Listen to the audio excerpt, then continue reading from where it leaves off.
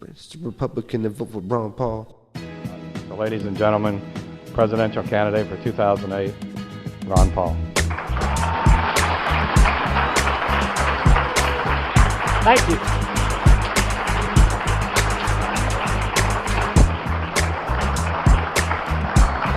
Thank you very much.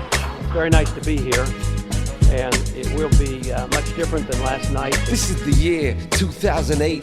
Right off the bat, I'm saying it's gonna be great. I'm praying that the doctor will win. The doctor is in. Deliver us from the policy that we're in. Let's forget ignorance and embrace innocence. We can do it, guys. Regain common sense. I'm loving RPR radio, the revolution voice being pretty clear here. I'm not wasting my choice, always spreading the message of liberty. If we all do our part, life, we can live it free. I'm gonna tell you a little about free speech, and then listen to what you gotta say to me.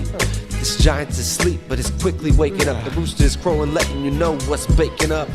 When you tell the truth, it's not about lies. No cover-ups in court case taking your rights. Hated or love it, but Ron Paul's on top, and he's gonna stay fly till the campaign stop. They can kick and scream, but I'm in it for the long haul. Registered Republican and vote for Ron Paul.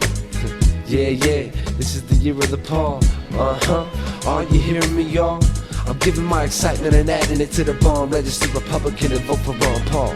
Google him, dog, just read the side of the blimp. The year of the Paul, LB said it plain and simple. This is MG, man of God, can you handle it? This one goes out to the best presidential candidate.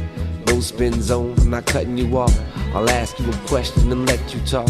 Why is the media so hateful and biased? Cause they're employed by ungrateful lies. Oh me, oh my, is it time for change yet? We wanna be friends and trade overseas, not hated. Stop assassinating character, America. Don't be a bully, be wise and get to rearing up. Cause I'm staring up and down the other hopefuls, but they're full of dirt and skeleton bones and skulls. What's with the secrets? Why withhold truth? The tapes, the proof, the rate of the Liberty coins too. Man. Eisenhower had warned us about the military-industrial complex. Our first president, Washington, warned us of the same thing. He warned us about a military establishment, a permanent military establishment which would be a threat to our liberties. This was our first president, and then Eisenhower more recently said, don't do it, it's not good. And here we are in the midst of another war, and probably the most serious consequence, although financially it's a serious consequence, the most serious consequence of a war mentality is a threat to personal liberty. That is the biggest threat that we have to be concerned with.